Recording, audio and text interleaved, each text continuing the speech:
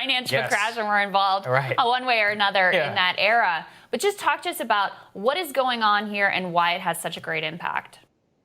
The Volcker Rule was put in place to prevent banks from doing proprietary trading with customers' money. The idea was that in the financial crisis, one of the problems was that the banks took deposits, took customers' money, and bet it on mortgage-backed securities. And then when the housing crisis hit, the subprime mortgage crisis hit, that ended up hurting the banks, which ended up creating a financial crisis. So the Volcker Rule said, listen, if you take deposits, you, a bank, take deposits, you can't gamble with that money on risky investments. So what happened now is that the regulators basically said that there are ways in which the banks can now go back to using that money to gamble on investments that were previously considered too risky to allow under the Volcker Rule. The other thing that happened was that the revisions allow banks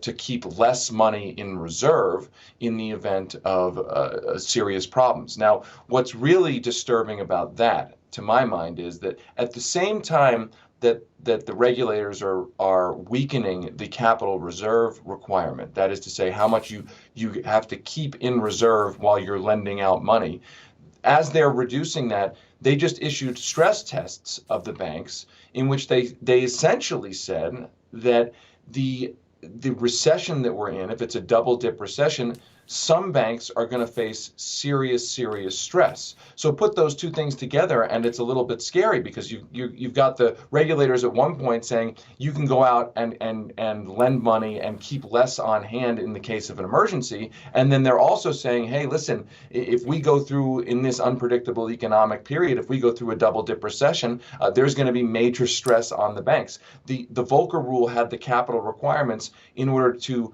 force banks to be more responsible and to be more resilient in the face of real turbulence. Right, and that's what worried me about this, David, is that we all found out how bad it is whenever they do this type of behavior in 2008. They literally come on the verge of collapse, and the whole reason Obama and Dodd-Frank and all of this stuff even happened was specifically to make sure that situations like this don't occur. And we saw that bank stocks went up, obviously, but also, doesn't this just encourage them to try and pursue that type of behavior more so in order to make up the amount of billions in lost profit that they're experiencing as a result of this depression? Yes, that's exactly right. I mean, that's the thing. It's like if you are facing an economic struggle or crisis in your own household, one of the worst ideas would be to go to a casino and try to big bet your way back to solvency. And what the situation that we're heading into now, this gives banks more leeway to go do essentially that, to go try to big bet their way into bigger profits or big bet their way out of big problems. And look, that's exactly what, as you said, that's exactly what the Volcker Rule and the regulations after the financial crisis were designed to discourage. Yeah, and are we